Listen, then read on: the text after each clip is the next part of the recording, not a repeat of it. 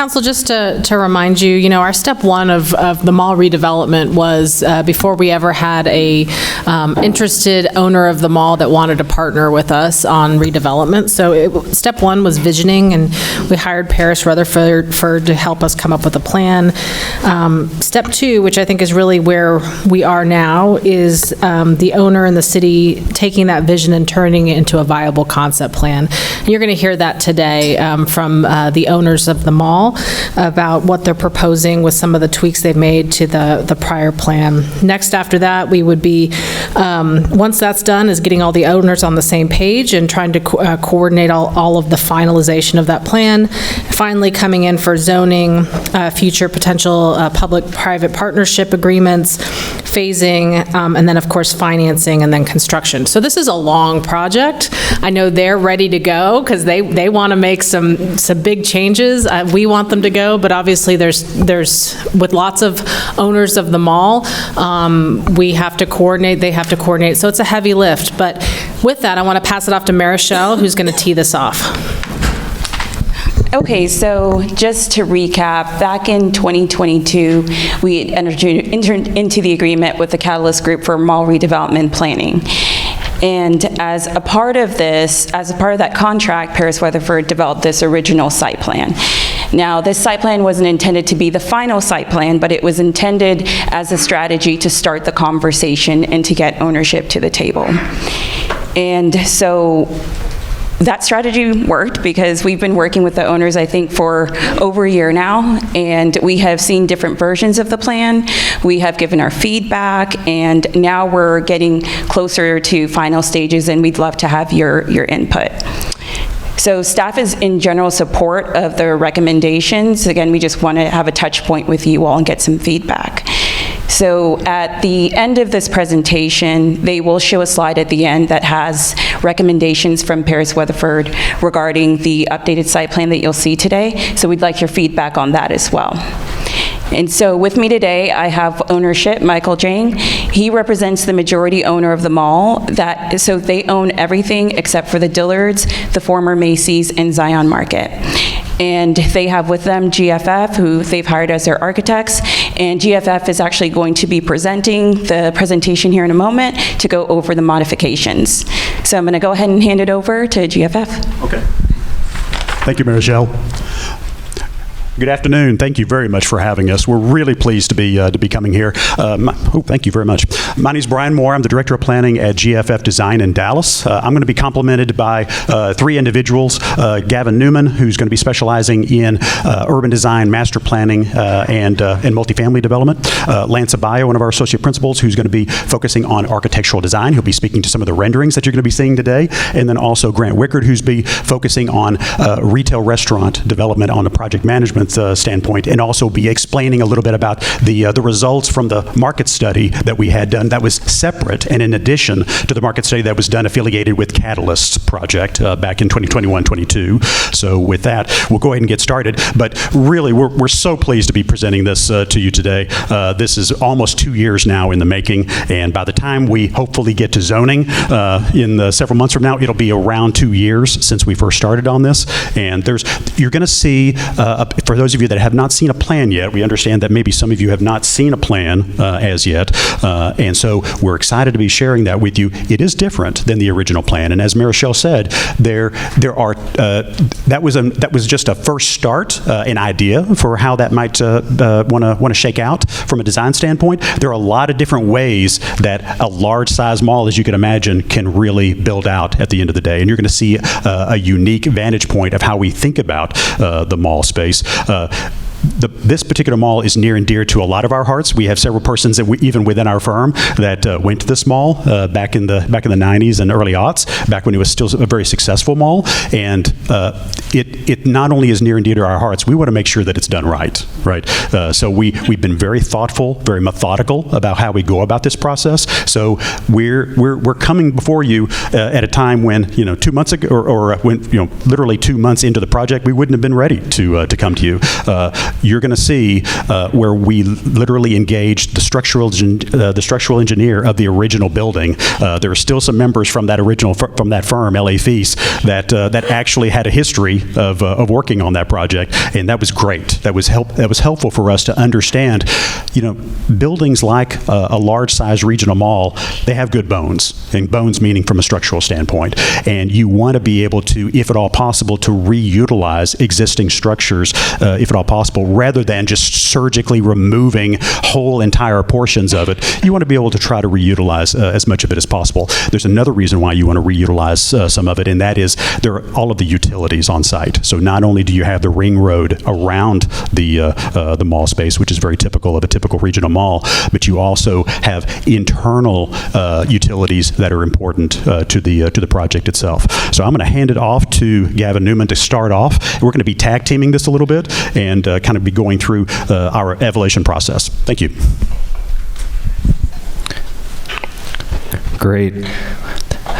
Again, hello everybody, I'm Gavin with GFF. I work in our planning sector. Let's kind of walk through some of the thinking that we have so far. So let's start off with, this is the mall. We all know this project, we've seen some thinking about it. What we're gonna kind of start to set up here is, again, the ways in which we're articulating the vision about how the mall can be transformed and the kind of place that we see hiding within it.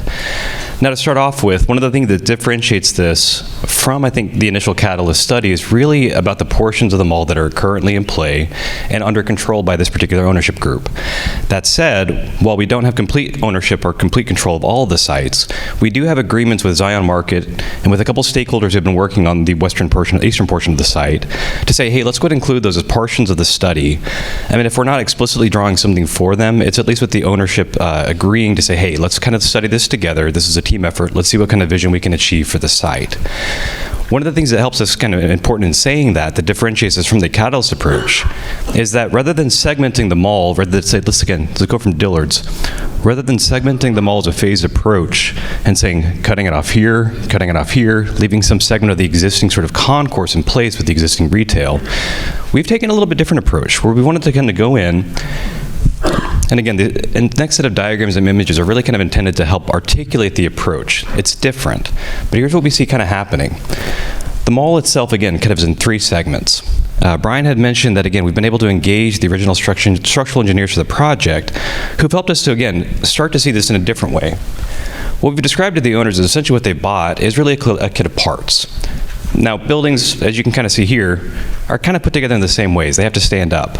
We can kind of conceptualize it in a way where really what this is a set of columns, beams, decking. I mean, it's the kind of structure that you can approach, and depending on how you make specific removal processes apparent, we can actually start to, so long as we leave certain things in place, take the existing structure and transform it. Now, the reasons for doing this are twofold. One, well, let's say threefold actually. As Brian has said, there's a lot of kind of savings that exist within utilities, within the grading that's occurred on the site, but more importantly, we also think about the sort of the memory of the mall, and to say that this is the place that we've known, we can transform it into something that we know can be successful, given again the shifts in retail trends and the ways in which we know that people like to shop and live now. The other thing too is, again, a commitment to sustainability. Steel is a very carbon-intensive material. As much as we can do to, again, work to reuse portions of it, again, that's a narrative and a commitment that we like in terms of, again, trying to reuse what we can.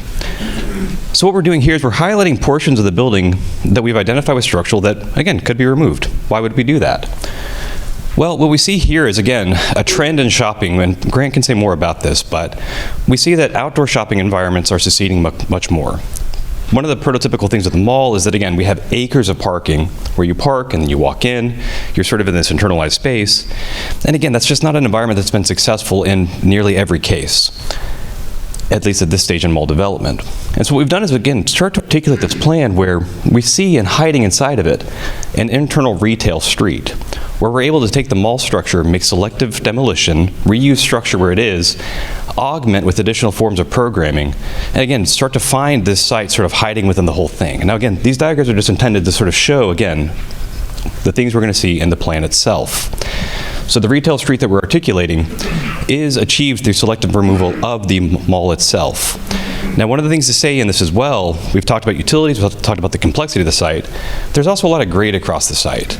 So the current ground floor level of the mall, depending on where you're at, is in some cases 17.5 feet above the second floor. The grade itself around the site sort of alternates between high points and low points. And so what we've done is kind of articulate a conceptual approach. And again, this will take further study with civil engineers.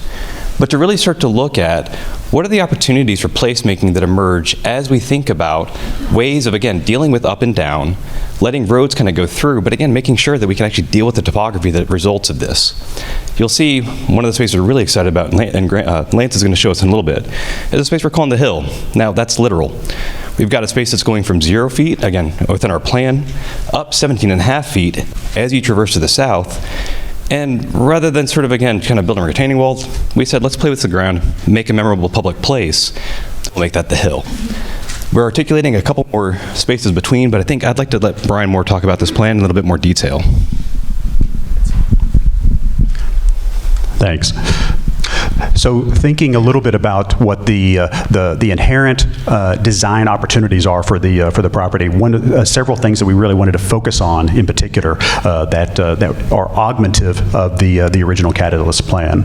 In addition to the fact that you have the internal drive, which is very much a beautiful, pleasant outdoor experience that's very much different and quite the opposite of what you have on the existing mall space. But we're also thinking about a couple of other things. From a feasibility standpoint, we really want to make sure that this is incrementable over time. So we're thinking about access ways in the form of almost think of it like a grid of streets. Right now, the existing mall has a single ring road around it and no internalized streets. You have surface parking lots that kiss the mall space currently. We're removing a good portion of that in favor of a combination of different uses. So a series of different roadways that are tying into the ring road and crossing through that internal drive. In addition to that, we're also showing a variety of different uses on the property. In addition to the mall space, we're showing a series of retail restaurant in the more upscale boutique retail restaurant vein, particularly along the interior drive. The darker red are the portions in particular that focus on the remaining portions of the existing structure. In addition to that, we're showing a series of different multifamily type developments. And then in addition to that, thinking about how we might reactivate and rethink the idea of the ring road itself. A combination of your EDC and your staff, complemented with Paris Rutherford at Catalyst, were helping us think about and rethinking. You know, there's a lot of existing infrastructure already along the ring road, but it acts like a ring road. It doesn't act like a normal road, right? How do we want to change that a little bit? And you change that by no longer having surface parking lots immediately adjacent to it, and now all of a sudden we start thinking about something much more dense. And not dense as it relates to density from a units per acre, it's dense in terms of a building form. So it could be just 2-story, 3-story, townhome-oriented development along key stretches of the ring road. And it no longer feels like a ring road anymore. It starts feeling like a normal street that just happens to have a gradual curve to it. In addition to that, Gavin mentioned just a little bit about the big idea of the internal ring road as it relates to open space. So the hill is think of it almost like a barbell type effect, where you have the hill on the western side as a mini park space. On the end, you have another park space on the end of the barbell. And then on the middle, you have another park space or series of park spaces of very nice size. They're not 2 acres, 5 acres in size, but the purpose behind these parks is that they're highly programmed. They're highly activated. They're not simply green spaces. They're intended to be highly activated spaces, right? So you want them to be of a particular size that's conducive to that. You have a lot of edge conditions that incorporate and really introduce the idea of activated retail restaurant ground space. In addition to that, we're also showing a series of access points that don't currently exist. We're showing 2-story office immediately adjacent to the hill. That is up literally on the top of the hill. So as Gavin was mentioning, if that's down low, this is up high, and you have, we're going to show you a rendering of what that might look like with office looking directly down below with activated uses immediately adjacent to it. The catalyst plan that you'll see towards the very end, this will be the last thing I mention before handing it off, is the idea of with a mall space, as you know, this plan is removing all of that surface parking. Okay, so if this is going to be a really well-utilized new version of its former self, how do you park this? So we need to make sure that there is easy proximity to parking.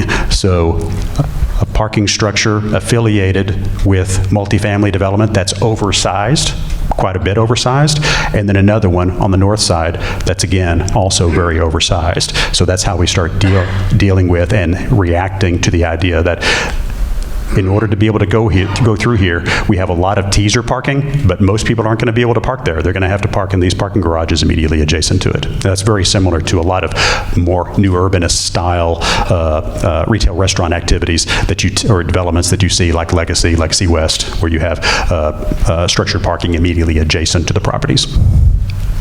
I'm sorry, before we move on, can I ask a question about that diagram? So Yeah. I am curious, these businesses that are outside the ring row, have you got any calls from them, like they could rejuvenate their interest in how this might affect them? We have not. Okay. And then Claire, were you leaning in to say something? I was just going to say that, right now, I think this has been pretty insular with regard to making sure that this pencils out and, from a staff and owner perspective. Next step, I think, is going to be to make sure that the other owners on the mall proper are on the same page. But during that time frame, I think that's really when we need to be doing some of the outreach there. And then the other question I have, and Claire, I think you told me about this already, but I'll ask again, maybe the answer's changed. Is that rotunda gone? That big glass rotunda? It is. Okay. Yeah. In this particular scenario, it is. Yeah. Okay. All right. We're keeping a lot of the bones, but not that particular bone. Okay. Yeah. I understand. Thank you.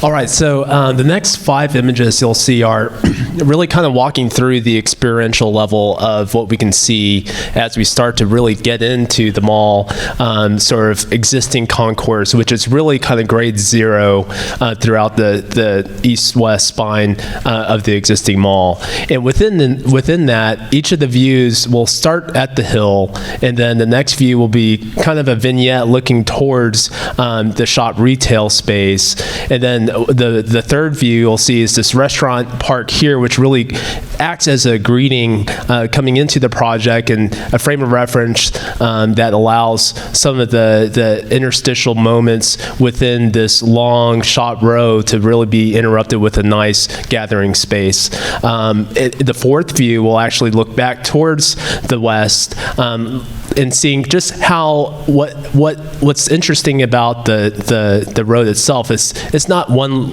linear continuous moment. There are kinks to it, which kind of creates this sense of exploration and reveal. And every sector that you'll see within each of these views has a characteristics of its own. And then the last view is obviously going to be at the end, where we really show a glimpse of what the multifamily park starts to kind of synergize between the openings of the existing mall concourse.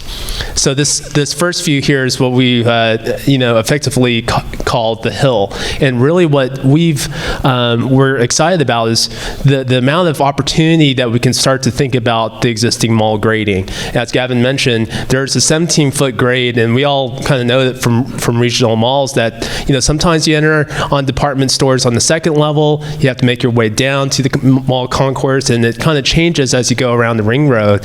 And so within that, it really gives us a nice opportunity to really celebrate that section and that elevational change, and how we can start to really cause a topographic moment within the mall concourse to really create gathering that's right size and scaled to the pedestrian, start really thinking about celebrating the remnant of the old mall structure that utilizes the framework that's there that could be used as either shading devices, for this case, a pop-up stage that we can start to really utilize and program for outdoor events. As you can see here, this is somewhat of a remnant of the mall concourse. It's a 2-story level retail, where we can really use some of that overlooking section of activity from, say, a food and beverage user up there to really bring this whole plaza together with a mix of use such as office here. Beyond this vignette, there's actually a scene that goes to the multifamily that's immediately adjacent to this mall, which really gives a great proximity to people who live, work, and play in this space, but gives it, a 18-hour activation that's, really thinks about how merchandisers start to utilize this space.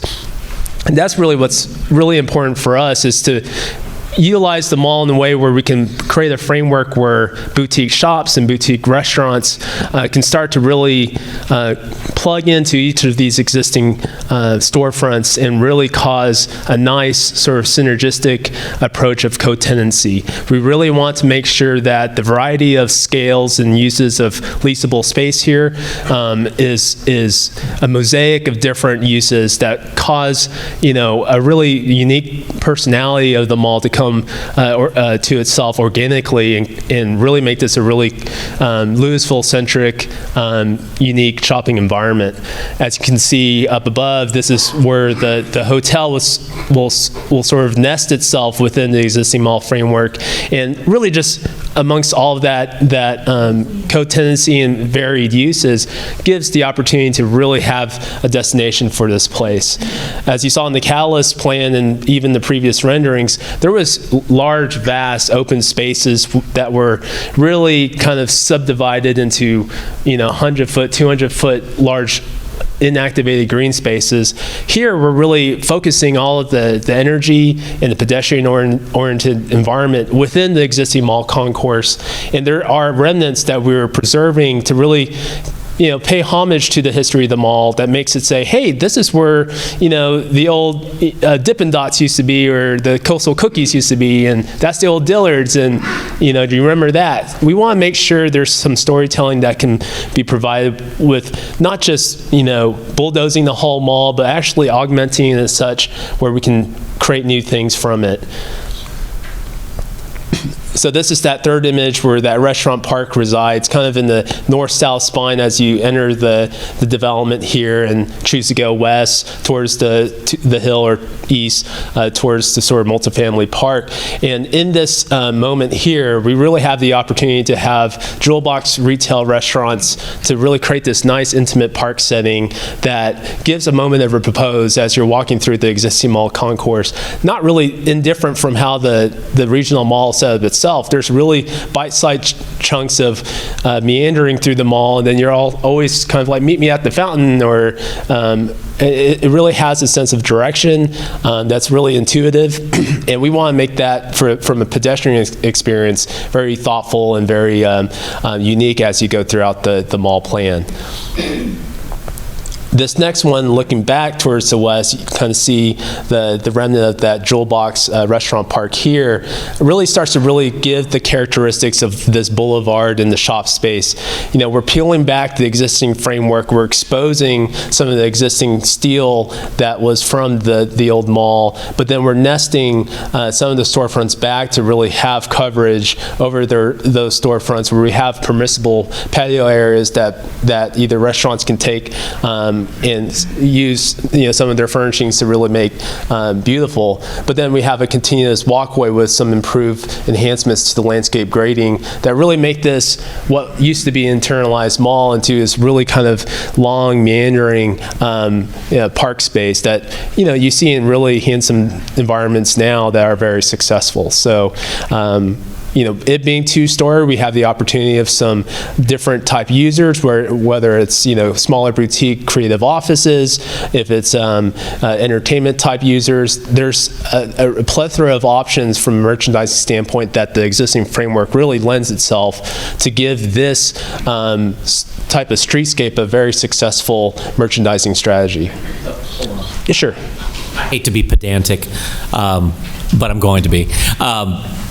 Is this a road, or is this a sidewalk, or what's going on here? Because it's changing to tan, but then I've got asphalt or like pressed paver brick or something. Yes. So one of the layerings that we want to do is really make this a pedestrian-centric environment. So as we cause traversing of the pedestrians into the park spaces, we really want to highlight that improved paving pattern. So it makes cars really feel like they're, having to slow down. It bleeds the whole notion of the pedestrian realm into and across to different connective spaces. Is there so this is that central spine. So Yes. has there been any thought put into just not having cars there?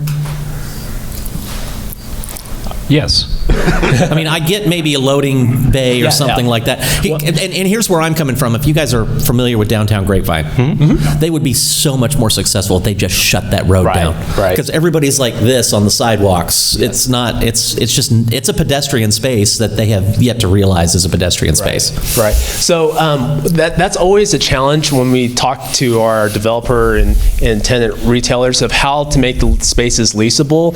And having teaser parkings is always really really applauded just from a visibility standpoint and access. We've seen a lot of markets where they kind of close off the Muse Street that severs direct connection to the storefronts, and those retail spaces tend to go dark. And we really want to make sure that the opportunity to really have the merchandiser succeed is having that access from a vehicular standpoint. But, on events, we could close off sectors of the mall to really celebrate a weekend, Saturday morning event. So, And I think to kind of touch on that too, the kinds of places we're thinking about as we start to vision in this direction, the precedents and the contemporaries we're thinking about in this are things more like Legacy West, and even then Fields West, which is a contemporary development being planned in Frisco. Yeah. Even the amount of green space we're showing, we're going to show some diagrams about that later, but the ways in which we're even thinking about, again, the experience between the street, if you've been to, let's say, Legacy West and the storefront,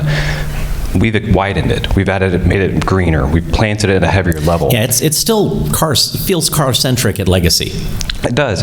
But the more that we do to kind of, I'm going to say busy the streetscape with stuff, you just naturally slow down. Yeah. The other, again, environments that we're studying as we think about this, and especially in relation to the size of green spaces that we're proposing, are things like Domain and Northside Domain in Austin.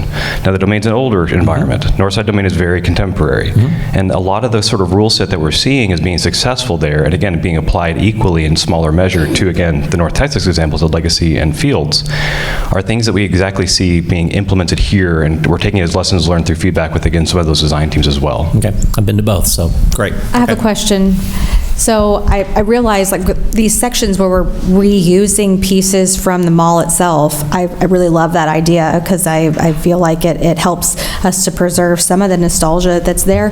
But from an access standpoint, how do you get up to the second floor retail? So there will be elevator banks that would be strategically placed in upper level corridor spaces. So we've seen this where you would have an exposed elevator core that gets you up to the second level concourse to access those. So there's like another separate sidewalk up there.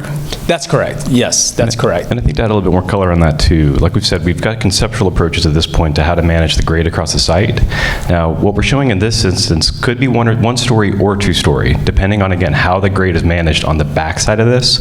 At the hill, we have, again, a little bit more refined approach about, can you go back to that first image? I'm sorry. Sure. Kind of describe this as well.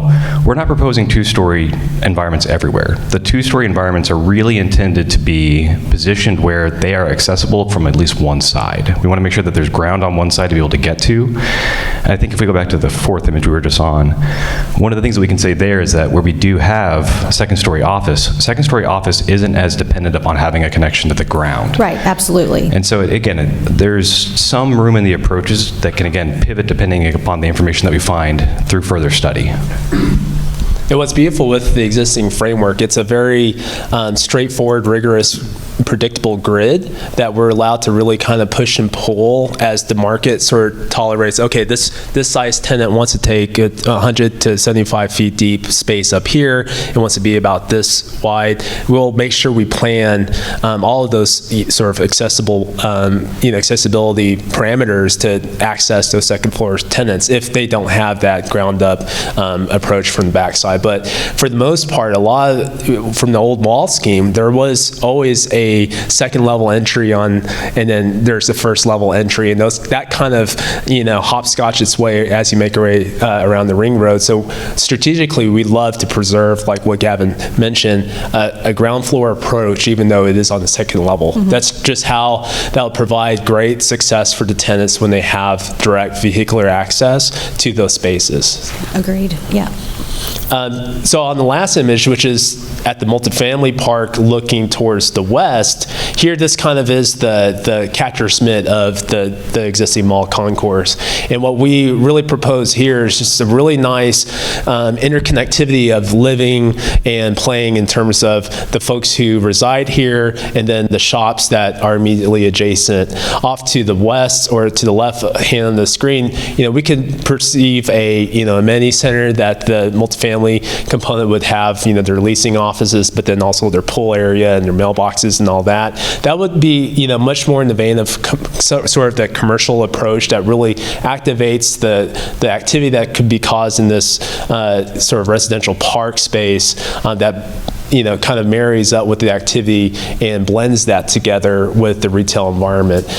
Some of the two-story level, if we did want a larger entertainment use, the plan and the structure that's there really lends itself to variety, and within markets that succeed, especially a Class A market such as this that has really significant and unique users, this is a prime example of how that really resonates with this existing mall concourse being transformed to what it is today. So that's the last slide for the images. I'll turn it over. Hi, me again. So the next things we start to get into are some of the pieces that really help diagram the approach here, right? So we've made mention to different green spaces. One of the things we really love is, again, your healthy living master plan that you put together for park spaces has been really kind of, again, helpful to think about, again, what kinds of spaces are these, how are they sized, and again, what can we call these within your sort of positioning? And so the way we really kind of see these are a mix of, again, neighborhood parks at a smaller scale, special use parks similar to the plaza just outside of City Hall here. But again, we're starting to think about the size of these as a distributed system, while also, again, as we refer to the similar retail environments at the Domain, just really kind of thinking about a more enhanced greenscape for pedestrian ways along the internal kind of ring road, or sorry, the internalized shopping street. The next thing we're thinking about is, again, as we start to think about what gets documented in zoning, we wanted to highlight, again, the real proposal of the street structure. Part of this can be developed into, again, a framework plan to be able to describe blocks that are formed by streets. The streets could be privately owned, they could be publicly funded. Again, that's something we're in the conversation, happy here to discuss. But then thinking about, too, again, just sort of secondary retail, secondary drives for cars, with the rest of the space being, again, really intended for, or really not intended, only accessible to pedestrian ways. Laying all those together. So I think the next thing we're going to get into is going to be something Grant's going to talk about again in terms of the market study we've had commissioned and just some of the overall numbers we're imagining for the site. Hello. My name is Grant Wickard. I'm an associate principal at GFF, and I help lead our retail market sector. For this site, the importance of this site, we have the luxury of Michael and their team to hire Zonda Advisory, and they're one of the kind of country's leading experts on comprehensive retail data intelligence. So they prepared a market study report based on this subject property, and they study population and data and demographics in a 2-mile, a 4-mile, and a 6-mile radius around the site. Sorry. So from that analysis, and this is a 72-page report. This is the deepest dive of data that you can possibly imagine. It studies jobs, job growth, homes, population, travel distances to your work, just the most comprehensive analysis that you can prepare. And from that, they have suggestions based on population growth and, shopping habits. They have suggestions on what type and the amount of square footage that this area, this 2-mile radius, can sustain. So the data that you're seeing here is not for the mall property itself. It's what can be supported by the initial kind of 2-mile radius. So you're seeing a 100,000 square feet of retail and restaurant square footage. You're seeing an office demand support of about 31,000 square feet, and you're seeing 825 multifamily units that are supported as well. The next slide looks very similar, but it'll show the proposed amounts. So for the mall itself, there's about 1 million square feet of retail on the mall property today. And what that data includes the 1 million square feet today. Through the course of our renovation, we're actually removing about half of the retail area of the mall. So already we're in a net positive, where there's more retail that can be supported than what we're proposing at the mall property. When you look at other uses, the office, 34,000 square feet is how much we're proposing today. And that's a snapshot of today's office market, or actually 2024 values, when people were still working from home a lot. And this is a projection for the next 5 years. So that would be the 2029 projection. Now, with the trend of returning back to the office, that amount can fluctuate. Same with the residential. We have 1,100 units that are proposed on this property. What's unique about that, though, is it's a combination of rental and for sale units. So about 10% of that value is townhomes, which is great. The next slide. So this is more data centric. This is a snapshot of what the zoning or what the market analysis produces. And if we look at the last column here, you see some values of oversupply on the retail and general and miscellaneous retail, 140,000 square feet. Now, what that's not taking into consideration is the location of our property.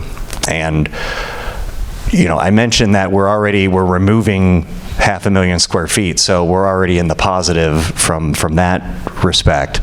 But what's unique about our location is that this is an A+ site.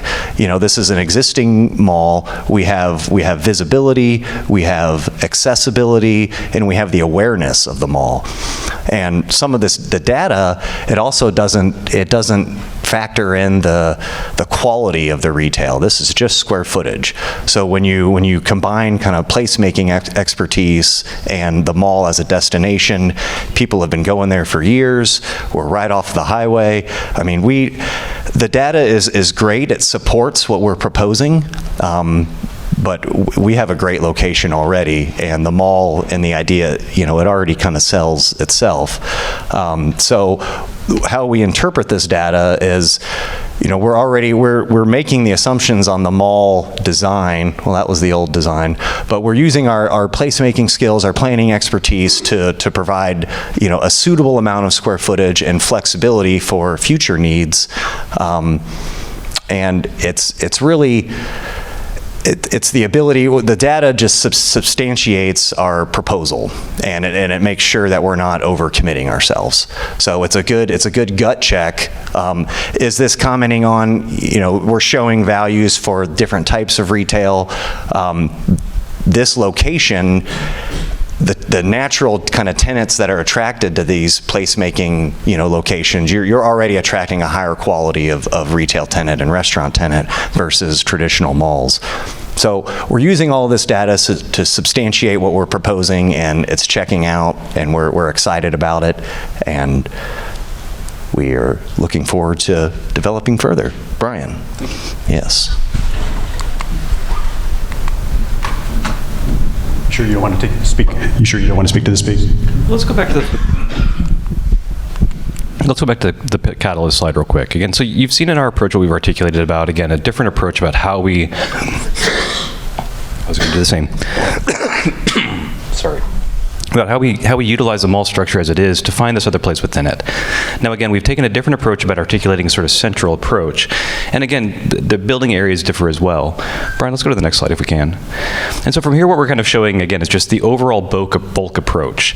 And the real key differences we want to talk about, again, are the number of existing anchor tenants that are being reutilized, the amount of office that's being utilized. The multifamily yield overall is about the same. Now, what we've done in ours as well is to differentiate it. So about 10% of that overall yield, we're calling calling it out here, understand that the 120 units are included with that 1142 overall figure, is about the same within what kind of the initial Catalyst plan showed. The office amount is significantly different. The initial market study for the office was done in 2021. The office market is a struggling environment. And so it's something where we do believe that there is additional capacity. We're showing you a 2-story structure right now. That can always be a taller building. We're showing some 2-story spaces of retail with possible office above. We're not going to give a number to that right now because, again, over a 9-year period, we really hope the office environment changes. But we see this being as an environment that would really be able to attract, again, the types of office users who want to be in a mixed-use activated place with lunch options nearby and housing. Again, we're showing a possibility for a hotel. We understand that there are hotels in the area, but we see this as, again, being something that continue to add to the supply and differentiate within that mix. For sale townhomes, again, we've kind of called it out there. And then, of course, open space. We're not really providing, again, hard estimates in it yet. We've started to calculate acreages. We're happy to make commitments about what that open space is. But again, there's sort of not any hard commitments in either plan yet about a specific committed open space number. But of course, that's something we would be working with staff on and with you through the zoning process. All right. So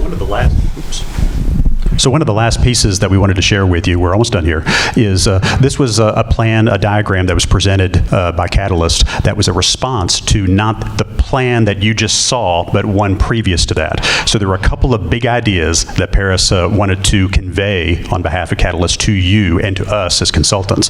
The first of which is a centralized park space. That's a good-sized park. We were already showing a park there, and he was wanting, it sure would be nice to have something more substantial than that. And so as a reminder, we have a park that's almost about 2/3 the size of that, let's call it a big box that's affiliated with a park space. So that was one comment. One of the others that I mentioned earlier was the fact that you're going to need parking for this, but then they're making a recommendation. What if we tucked that parking up a little bit closer? What if we made sure that there was a much more direct linkage to that parking? Yes, of course. That's something for us to think long and hard about, and making sure that we provide easy access for everybody. Then we start thinking about this piece, and as a reminder, on one of those very first slides, the ownership group does not currently control this piece, and so at that particular moment in time, Morgan Group was looking at it as a multifamily tract, so we showed it, we depicted it as a multifamily tract. That's not necessarily the way that it needs to build out, and we frankly love the idea of there being a combination of office or mixed-use retail opportunity.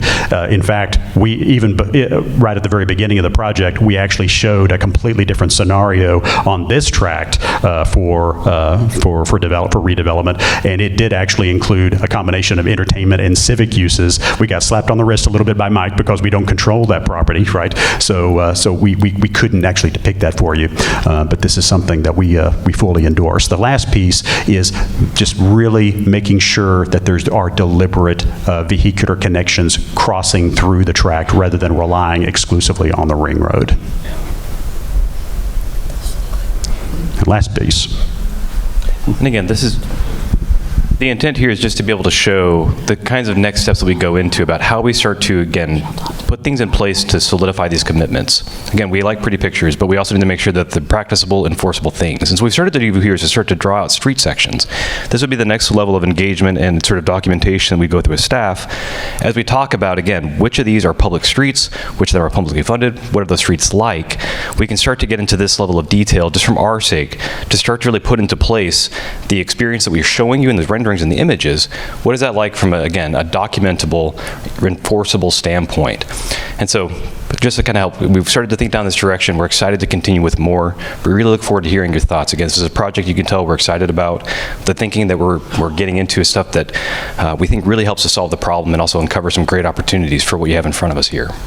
When we go through a zoning process, we've gone through this process many times, and knowing that cities are interested in predictability, developers are interested in flexibility, and so there's that blending of a submittal that you need to provide both. So the developer is really interested in making sure that over the long term they have the opportunity to do the things that they're interested in doing. You as the city government, you're wanting to codify as many things as possible, to have those assurances. promises, right? And those promises affiliated with the submittal itself. So there are a lot of different ways that we can go about doing that. A combination of the framework plan, ensuring certain urban form of the project, and then infrastructure improvements like the public realm, making sure that the public realm itself, the spaces between the buildings, have a certain high level of quality to them. Those are easy ways to go about getting the quick wins for codifying in these next steps as we go towards the zoning process. So everybody, thank you. Great presentation. Thank you, guys. Council, you have any feedback, questions? Sure do. I like the mixed-use elements that you have in there in the comparison. Could you go back one? Yes. So if I were visioning and wishing for one thing, and I've said this last year, is there's a certain retailer that you guys don't have control over right now, but if they would go away, and that will become a hotel where we can have conference, because that's the one thing that we're lacking is conference center space. And I see you have a hotel that I can kind of see it. That's 120 keys, somewhere in there where we could get a hotel that has one more room than our neighbors to the north. That's all I'm asking. And I will say this, the hotel that we're showing does start to position some conference center. It's a smaller area. We sized it based on our experience working with the Warwick Hotel in Uptown Dallas. But again, a larger hotel, larger conference space is something that could be accommodated. And possible, space can be found. Thinking about the hotel as it relates to shared parking also, the thinking about that parking structure of where we're locating it, that's very strategic in terms of making sure that all these pieces start tying together and utilizing common parking areas, not standalone parking structure for this, right? And those are surface parking areas at the top, the gray areas up there. I just want to make sure I know. Oh, say that again, surface areas? If you go up to where the existing grocery is, those are surface parking. Okay, Correct. Yeah, I like the multifamily, or sorry, not the multifamily, the mixed-use part of that, especially like the hill. All the renderings are very good. Do we think the existing cinema is a viable thing for the future? I mean, it is right now. I go to Alamo Draft House. That's my bag. And if at all possible, I try to make sure and always go to the theater and cinema for going to movies. It's one of those things where the actual tenant itself, they need to make sure and keep up with the times. So as long as you have that technology that's built in that people want for that movie-going experience, it is highly viable, we think. Only other comment I would say is it would be nice because a little bit more points to the past. Like I would like to, if I was going in, I'd like to, okay, well the Sears was here. Okay, so maybe some markers inside there to say, oh, okay, now I know where I stand, that kind of thing. It'd be kind of interesting for people to see. You mean like wayfinding? Yeah, okay, like a little. It's almost like going to the Hollywood Walk where there's little stars in the ground. Right. Yeah, it'd be nice. We can mark the memory. Interesting experience, I think, for people to say, oh yeah, Sears was here. Little historical placards. Yeah. Right, yeah. Anything? I wish I could say I was real excited about this, but the minute that I saw the actual heart of the existing mall gone, I was not excited. To me, it was a visual that brought people together. It was the heart of an area. It paid homage. And I see a lot of shopping, a lot of restaurant, but no dynamic entertainment center like a lot of our competing areas have. That's all I got to say. Okay. Fair. I'll add a couple of points on here. You wanting to go last, or are you skipping me? I thought you were done. No, I've been waiting my turn. You were waiting for Ronnie? We're going down the line. Oh, is that how that's working? Okay. Do you want me to take care of it? Here, stab me with a pencil. It's fine. Okay, so I know I'm actually going to disagree a little bit with Ronnie. I didn't grow up here, so I don't have the nostalgia of the mall. It was never in its heyday while I was here. So big carousel or something out there, something different. Well, I will say I know that the markup from our consultant has been to put a big park there. And so the scale is something that I'm struggling with here. I'm not quite sure how big that park is, but I will say I actually kind of prefer what you have, because I like the smaller parks kind of integrated throughout the whole thing, where it's really they're interacting more with the adjacent retail or restaurant space. That I think is easier to activate than just a really big green space in the middle, and also the retail shops or the restaurants or whatever it is around it benefits directly from that as well. So I actually prefer what you have versus what the markup is. Just for clarification, that space, the way that Paris depicted it right there, it's almost exactly about 200 by 200 feet. That's almost exactly 1 acre in size. If you go to South Lake Town Square is a good paradigm for thinking about 1 acre parcels. So you have a 1 acre parcel where the park is, and then you have a 1 acre parcel, remember where that gazebo is with the little drainage area. That's also 1 acre. So that's 2 acres total in size. So that kind of gives you a little idea about the size relationship of what he's showing there. And he might not actually be thinking about necessarily the size either. He's thinking about he wanted something there. And our most recent plan actually shows one that's about 2/3 that size. Yeah, I mean, I see it's a little more, it's harder to, it doesn't pop out like that does in your plan, but I actually like what you have better, because I feel like it integrates in with the whole thing, and it's all about how does all of this stuff work together, and about, I don't like the segment, the retail is here, and the park is here, and the residential is here. I like it more integrated. I was going to ask with the multifamily if there was any possibility that some of that multifamily may have some ground floor retail incorporated into it. Of course, yeah. That's one of those things where there's a real struggle with multifamily developers, where their business model isn't in the business of doing ground floor activated uses other than their amenities. But city governments are always in the business of encouraging and enforcing what we might refer to as retail ready on the ground floor conditions. That way, multifamily could go in day one, but commercial development could go in day two. But you're definitely going to get a lot of resistance from multifamily developers to force them to do commercial activity on the ground floor condition, because they're frankly loss leaders for them. Right. Yeah. I do understand that. And I guess my only other thought would be, I think I understand we need to have flexibility in this plan, because this is not going to be developed all at once, and trends change over time, and we need to be flexible with all of that. I actually, I think I told Marichelle this already, I like the idea of really just focusing more on the form as far as the commercial stuff goes. If an entertainment venue wanted to go in somewhere there in the middle, love it, Not necessarily the middle, just somewhere. I see this over. I mean, it says it over here, but what I'm saying is, forget that says office. I mean, obviously the hotel is going to be built to be a hotel, but the other commercial space I would love to see it be more flex space, where it really could accommodate something else. It would be very easy to think day two is what is the long-term use of that and viability of that grocer, and the question was already about the viability of cinemas currently. So that could very easily be transformed into an entertainment, a different sort of entertainment use. The same could be said for that.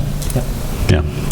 And I think that entertainment venues can come and there's certainly.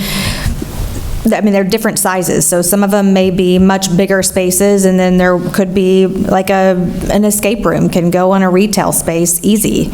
I would categorize that as entertainment. Yeah, Kristen, I'm glad you brought up the scale of these gathering park spaces, and really what we see in the market in the shopping, mixed-use shopping-oriented environments is that a smaller scale is actually more successful, and it really comes to the spectrum of family friendliness convenience and just the ability to have close reach on your kids, but you can still kind of recreate, but still have them in a obtainable, safe area. That's Absolutely. a very important aspect. That's why a lot of the revered shopping centers that have those levels of safety for kids and families to play is integrated. And that's really what we're thinking here, is that all of the interconnectivity of the shop space that flank and surround the park space is actually a smaller space where you can see across the way, instead of the incumbent plan that showed a large field that was great for probably tag football and large fireworks events, but not necessarily where my kid go. It takes a second for them to go away. And that's where my comment's coming from, because I have an 11-year-old. So we love to go to places where we can say, all right, we're going to sit here, y'all go. Right. That's important, yeah. And I don't want y'all to get me wrong. I don't not like this. I just would like an area that had some sort of awesome attraction that attracts people there outside of shopping or working or living. Right. And if I could ask you a question on that, you've mentioned some of the offerings. Some of the offerings that surrounding communities have. Whenever you're thinking, what kind of things are you thinking? Look at the Grandscape. Okay. Look at what they're doing out there as far as attracting people. They have the concerts out there. Look at the truck yard.